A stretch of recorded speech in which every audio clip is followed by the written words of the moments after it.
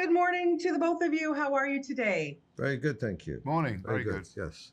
Good. Thank you for, first of all, bringing this to our Toronto Film Festival where it got, just embraced with love. And I don't see why that didn't happen because I absolutely love this movie. And Peter, I want to start with you because I want to ask you, when did Tom's memoir maybe get on your radar? Then perhaps you read it thinking, I'm going to make this into a film, and then maybe backtracking thinking, uh-oh, I have to cast a penguin. Well, yeah, it was actually the producer of the movie, Rory Aitken, who found the book and gave it to me. So I've got to give him credit for that. And Jeff was already working on a screenplay. So I actually read the screenplay first and went straight to the book and realized that Jeff had done a really good job to get the spirit of the book right while making certain changes, which you always kind of need to do. I think in a movie, you keep the spirit of it, but you make it work as a movie.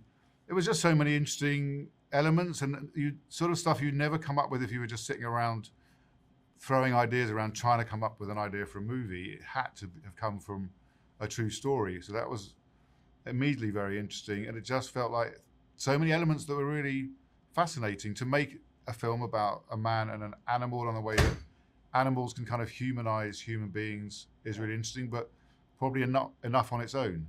So then you have the context of this British private school, which I didn't know even existed, in the middle of kind of civil war-torn Argentina. Just felt like a really heady mix and something very exciting to work on creatively.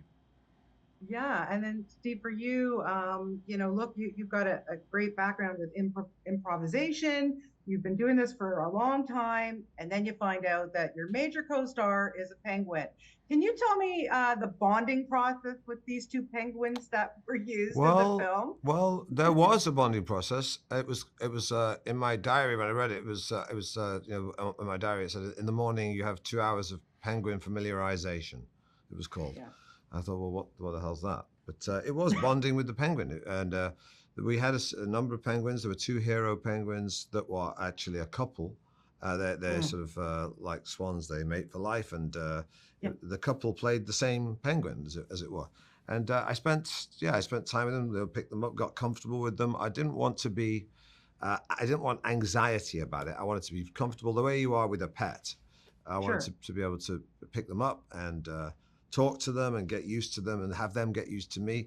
And it seemed to work. And every morning on set, I'd go and say good morning to them and talk to them, pick them up and stroke them, and just treat them, the way you would treat, the way people deserve to be treated, with respect. And they reciprocated. I only got pooped on once, so that's how much they like me. Oh, that's wonderful, because there is a scene in the film where, he does do his business, and I would think that you had to improvise to that to get that scene. Yes, I did. Yeah. You did. Well, it's okay. Just don't be thrown by things. If you have the right attitude, a problem can become an opportunity. 100%. Yeah, great reaction. I loved it. It made me laugh so hard. Peter, why was Steve the best actor to cast as Tom? I'm telling you, I didn't know I would need a box of Kleenex watching this movie. It was so emotional, so beautiful. And Steve, you did a wonderful job as Tom. Thank you. It's been very rewarding sitting in, like, at Toronto was the first public screening. Yeah. And it was really rewarding to hear the big theatre crying. You could hear the sniffles and the laughter. And I must say, I knew the film kind of worked from editing it, but I was really, really pleasantly surprised. It was just beautiful at Toronto, the way people responded. But to answer your question about Steve, it seemed like a good energy. If you're going to do a film about a penguin, it feels like a good co-star. It's like all good comic double acts. You need a really good yin and yang in terms of the kind of characters. And he seems like a good yin to the penguin's yang. Yeah. Oh, okay. Can you respond to that, Steve? Yeah. Because, like I say, you've worked with a lot of great people before, and here you get thrown into the mix, not just with penguins, but with kids too. And, the relationship with everybody seems very wonderful. Working with animals and kids you're not supposed to do, but kids I found disarming. They're very direct. They're a little unruly, but, they're very honest, and that's quite refreshing. They don't sugarcoat anything. And the penguin, it's funny the inscrutability. Trying to compare a penguin to an actor. Steve McQueen would probably be the as the actor, I should say, would probably be the closest because the penguin does virtually nothing and still manages to upstage me in every scene. So I learned a lot from his stillness. Yeah, well, I wanted to know if you were going to do another road trip with Rob Brydon, would you take a penguin with you on the road? I think three's a crowd. To be honest, even one of us is a penguin. That would be a recipe for disaster, I think. But no, Rob's my substitute penguin. Rob Got it. Yeah, yeah, makes sense. Makes sense. Peter, I wanted to ask you. Of course, this is very emotional, and it's the drama and everything, but it also is set against the backdrop of what was happening politically in Argentina at the time. Was it hard to find that balance to show what was happening, make us feel for that, and give us the awareness, but also the emotional side of the story of what Tom, what Steve's characters? Yeah, I mean, the focus of the story is Tom's journey and his he is a kind of dead man walking at the beginning of the movie. He's disengaged. He doesn't really care about teaching. He's sardonic, and so that's the focus of the story. But the book is set in 1976 Argentina, and it felt we had to address it properly. And I did a lot of research and had a lot of advisors to make sure we got the accuracy correct with the history. But yeah, to balance the two elements was something we talked about all the time in developing the script and in the edit. But the idea was for an audience, is not to say we're making a film which deals with every aspect in great detail of the dirty war in Argentina, but perhaps people who see it, who might not go and see a film purely focused on that, they might go and see the penguin lessons and find out a little bit about it, and then be motivated to go and find out more. Yeah, okay. Steve, what lesson did you learn from the penguin? Well, the character of Tom was kind of the real Tom was a much nicer person than the character I play in the film. And Jeff, after we spoke, sort of remodeled that character, made him a bit more like me. I have a natural cynicism I try to fight against. But really learning to try and overcome cynicism is the message of the film, and it also helped me overcome my own cynicism as the character, but also as me.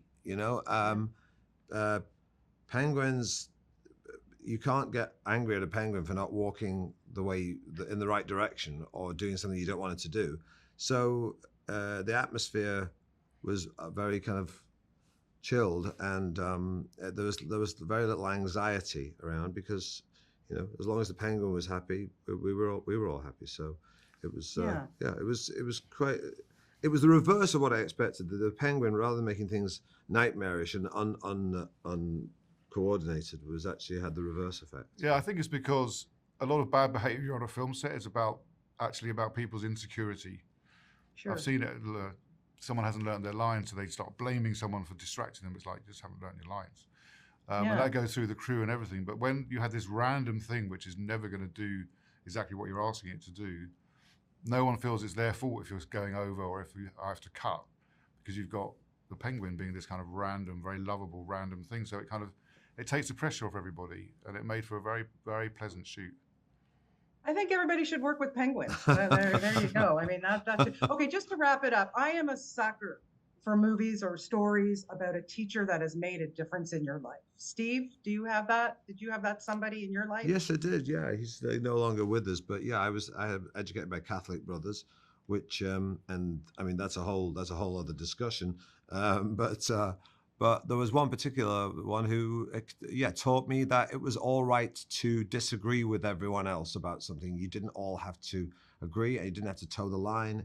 And if you didn't, it was okay in religion to talk about God might not exist. It was all okay to talk about this stuff, and there was no red lines, and that was a lesson. I won't forget. And Peter, quickly for you. I had funnily enough, a history teacher at O-level, which is when I was like 12, 13, and he would just stand at the front of the class and tell stories off curriculum. Really, just tell stories. A lot of it actually about fascism in Europe, and never talked about South America. That was never on our or Latin America was never on our agenda. But yeah, he peaked in a love of history for me, and I went on to study history at A-level, and yeah, so I'll never forget him. That's wonderful. Well, gentlemen, thank you so much for your time today. I really appreciate it. I so love this film, and I can't wait. I think you guys need to collaborate more with Penguins, so we want to see more. Okay.